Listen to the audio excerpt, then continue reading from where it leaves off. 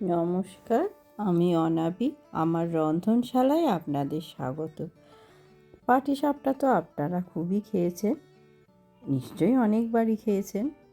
একবার এইভাবে দুধ পাটিসাপটা করে দেখবেন, দেখবেন এর স্বাদ কিন্তু অসাধারণ। পাটিসাপটার থেকেও এই দুধ পাটিসাপটাটা খেতে কিন্তু ভীষণই ভালো লাগে। তাহলে চলুন শুরু করা যাক আজকের রেসিপি, দুধ পাটিসাপটা। এই পাটিসাপটাটা বানাবার জন্যে প্রথমে আমি এর পুরটা তৈরি করে নেব।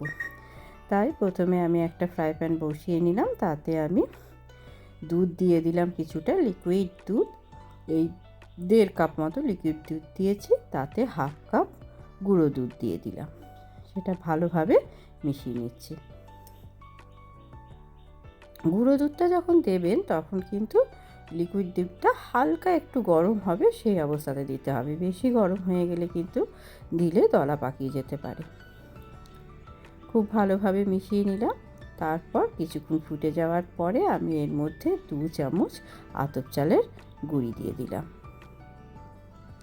এবারে এটাকেও খুব ভালোভাবে মিশিয়ে নেব।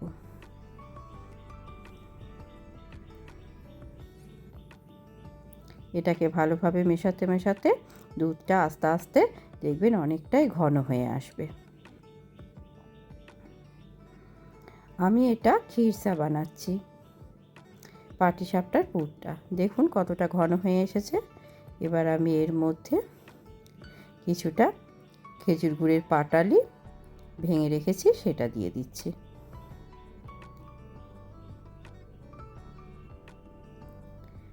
এবারে এটাকে ভালোভাবে মিশিয়ে নিচ্ছি।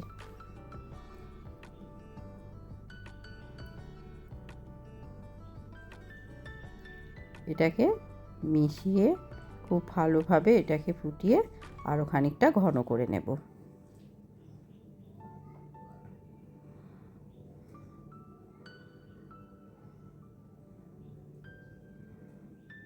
পিঠের আমি আরও পুর কীভাবে বানাতে হয় সেটা আমি আগের ভিডিওতে দিয়েছি।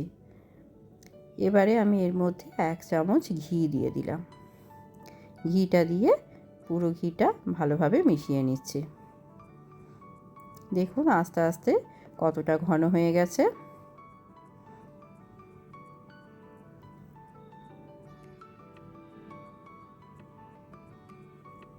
এইভাবে পুরোটা ঘন করে নেব। আর একটুখানি ঘন হলে এটাকে আমি গ্যাস অফ করে রেখে দেব।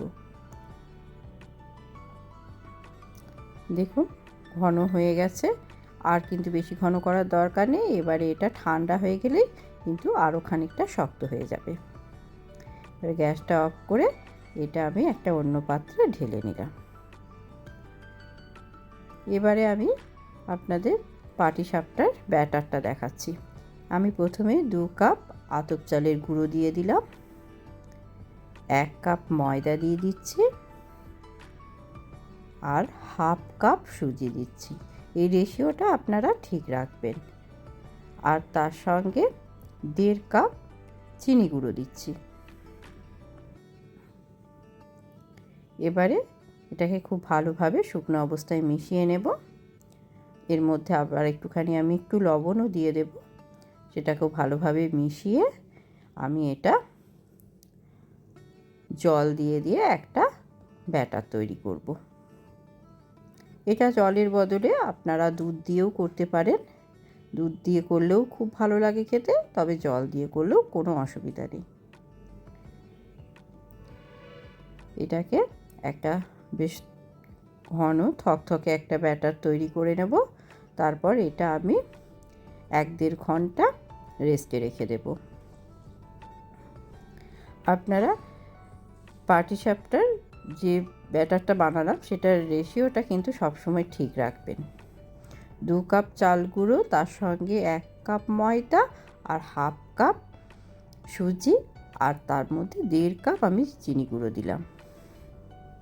দেখুন এরকম একটা ঘন ব্যাটার হয়েছে। এটাকে ভিজিয়ে রেখেছি, বেশ ভিজিয়ে 1-1.5 ঘন্টা হয়ে যাওয়ার পরে এটাকে একটু যখন আরও ঘন হয়ে যাবে তারপরে আবার জল দিয়ে এটাকে একটু পাতলা একটা ব্যাটার বানাবো। পাটিসাপটার ব্যাটার খুব একটা ঘন হবে না, আবার খুব যে টেলটেলে পাতলা তাও হবে না, মোটামুটি একটা করতে হবে। আমি দেখিয়ে দিচ্ছি, দেখুন ঘনত্বটা, এই দেখুন আমি হাতার উল্টো পিঠেও দেখিয়ে বুঝতে পারছেন নিশ্চয়ই কতটা পাতলা হয়েছে। এবার আমি পাটিসাপটাগুলো করে নেব। আমি যে পরিমাণ ব্যাটারটা গুলেছি তাতে কিন্তু প্রায় 38টা মতো পাটিসাপটা আপনার হবে। প্রথমে একবার করে তেল ব্রাশ করে নিলাম, তারপর ব্যাটারটা দিয়ে দিলাম। ব্যাটারটা যখন হালকা একটু শুকিয়ে শুকিয়ে আসবে তখন এর মধ্যে আমি ওই খেসার পুরটা দিয়ে দিলাম, দিয়ে তারপর এটাকে আস্তে করে রোল করে নিলাম। দেখতেই পেলেন কত সুন্দর হলো, একটাও কিন্তু দেখবেন প্যানে লেগে যাবে না, খুব সুন্দর পাটিসাপটা তৈরি হবে। কিছুক্ষণ এইভাবেই রেখে দেবেন, হালকা একটুখানি কাঁচা কাঁচা ভাবটা চলে যাবে, তখন এটা তুলে নিতে হবে। আমি আরও একটা আপনাদের করে দেখিয়ে দিচ্ছি। তবে পুর আমি খিরসা যতটা করেছি তাতে এতগুলো হয়তো পাটিসাপটা হবে না। আমি আরও একটা পুর করা আছে আমার, নারকেলের পুর করে রেখেছি, সেটা দিয়েও আমি সব পাটিসাপটাটা করব। কিছুটা এই খিরসা দিয়ে করছি আর কিছুটা আমি নারকেলের পুর করে নেব।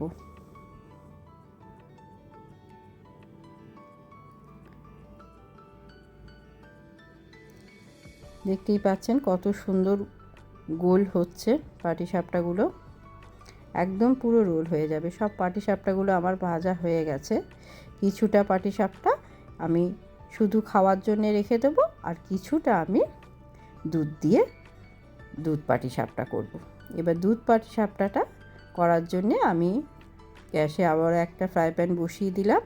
তাতে আমি এখানে প্রায় 300-350 ml মতো লিকুইড দুধ নিয়েছি, আর 3 চামচ গুঁড়ো দুধ দিয়ে দিলাম।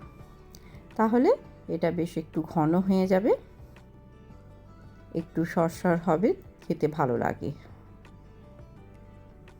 যদি আপনারা দুধ আগে থেকে ফুটিয়ে ঘন করে রেখে দিয়ে করেন তাহলেও হবে, তাতেও অসুবিধা নেই।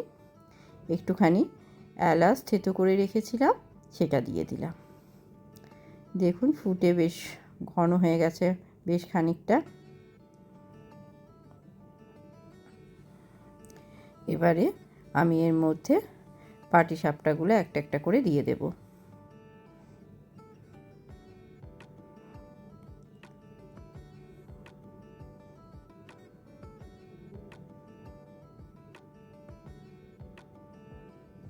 একটুখানি নাড়াচাড়া করে নিচ্ছি। খুব বেশিক্ষণ ফোটাবার দরকার নেই, 2-1 মিনিট মতো ফুটিয়ে নিলেই হবে।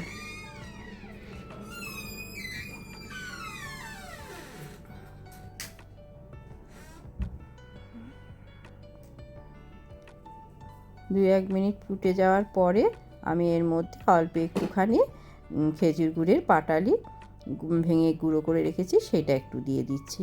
গুড় খুব বেশি দেওয়ার দরকার নেই, কারণ ঘন পাউডার মিল্কটা আছে বলে একটু মিষ্টি ভাব থাকে, আর পাটিসাপটা তো নিজেই বেশ খানিকটা মিষ্টি ভাব আছে, এই জন্যে অল্প একটুখানি গুড় বা চিনি দিলেও হবে। গুড়টা গলে যাওয়া পর্যন্ত অপেক্ষা করব।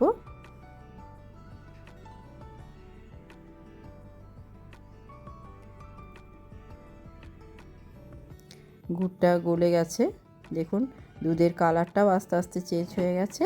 এবার গ্যাসটা অফ করে এটা আমি কিছুক্ষণ ঠান্ডা হতে দেব। দেখুন ঠান্ডা হয়ে গেছে, এবারে এটা আমি পরিবেশন করব। এই দুধ পাটিসাপটাটা খেতে কিন্তু অসাধারণ লাগে। একবার এইভাবে দুধ পাটিসাপটা বানিয়ে দেখবেন, ভীষণই ভালো লাগে খেতে। তখন আর এমনি পাটিসাপটা শুধু খেতে ভালো লাগবে না, সবসময় মনে হবে দুধ পাটিসাপটা বানিয়েই খাই। ভীষণ সুন্দর হয় খেতে। কেমন লাগলো আজকের রেসিপি অবশ্যই জানাবেন। ধন্যবাদ।